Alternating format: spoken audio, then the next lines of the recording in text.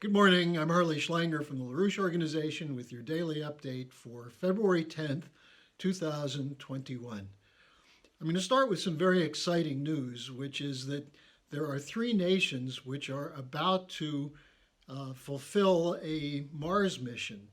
The United Arab Emirates has a spaceship which just entered Mars orbit today.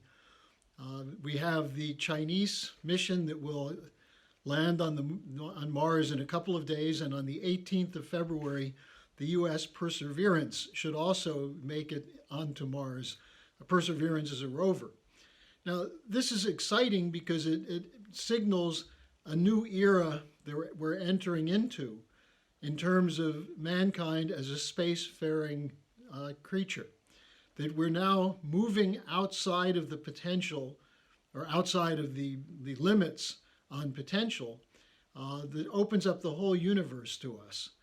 Now, this is important because if you look at the situation on the Earth right now, things are not so promising, and I'm going to deal with two subjects primarily that show the problems that we face, but can be resolved if we apply the kind of determination and creativity that enabled the Earthlings to move outside of our atmosphere and move into the atmosphere of Mars. So let's start with the impeachment trial in the US Senate, which opened yesterday. There was an attempt by the Republicans to stop it by making the credible argument that how do you convict someone of impeach them? That is, the impeachment which was passed by the House would then be followed by a conviction in the Senate. Why do that when he's no longer in office? And this was the argument yesterday, and the Democrats carried the day with support from at least 6 Republicans. So that opens up the whole trial now, where we're going to see more graphic footage of people storming the Capitol. And the argument will be that this was incited by President Trump. That's the only count of the impeachment that passed in the House. Now, what's emerging is that there's significant evidence from the FBI that planning for this began in November of last year, right after the election. And the idea that this was incited by Donald Trump is a typical fraud along the lines of the whole Russiagate story or the Ukraine impeachment. Now, Helga Zepp-LaRouche is referring to the impeachment trial as a brainwashing session aimed at the American people, designed to increase the polarization, which the Democrats are blaming on Donald Trump. They're saying that he polarized the country, when in fact these kinds of exercises are what's causing the polarization. But let's look at this question of pre-planned violence. The argument is that Trump's speech incited people to riot. Well, first of all, people were moving toward the Capitol while he was still speaking. And he spoke for another 20 minutes when the first breach of the Capitol took place. But more importantly, what the FBI has put together is charges on more than 200 people, with at least 6 charged with conspiracy to commit violence. And the affidavits show that these people began planning in November and stepped up the planning in December for the January 6th riot. So this was not by any means incited by President Trump with his speech outside the White House on January 6th. Now, what also has come out is that 2 of the leading groups in the insurgents, the people leading the riot, had leaders with FBI connections.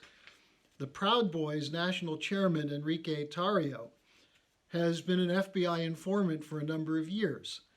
And a leader of the Oath Keepers, Thomas Caldwell, has an FBI security clearance. Now, the FBI historically, going back to what was called COINTELPRO, has intervened in insurgent movements or demonstrations and similar kinds of operations to incite people. They did it in the 60s. They did it in the 70s. They helped rebuild the Ku Klux Klan in the late 1970s in North Carolina. This is typical FBI counterintelligence operations, to plant people inside organizations and then provide suggestions that then are responded to by people who are in many cases unstable or emotionally overwrought, who then respond to the leadership by carrying out destructive acts. It remains to be seen how much the FBI was involved in this and how much they actually have in terms of the affidavits and other evidence. But it is clear that there was pre-planning, that the FBI knew this and let the Capitol Police know this, but the Capitol Police refused to beef up their security at the Capitol. So the idea that this was entirely a product of Donald Trump has been fully challenged by these stories, and it remains to be seen if the Democrats are going to go ahead and carry out the full attempt at a trial, which will not succeed anyway because the Republicans are not going to support it. Now, at the same time, we reported earlier this week that a former CIA counterintelligence chief, Robert Grenier, has called for using counterinsurgency techniques developed for Afghanistan and Iraq against ISIS and al-Qaeda to be deployed against what he calls domestic terrorists in the United States.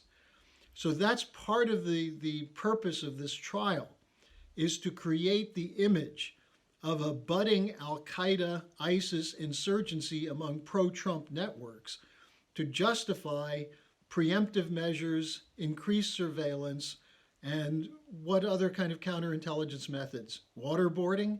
Droning? Well, we'll see. But this is the danger that we're heading towards with this kind of investigation and this kind of polarization. At the same time, we have a similar kind of operation being directed against Vladimir Putin. Why do I say similar?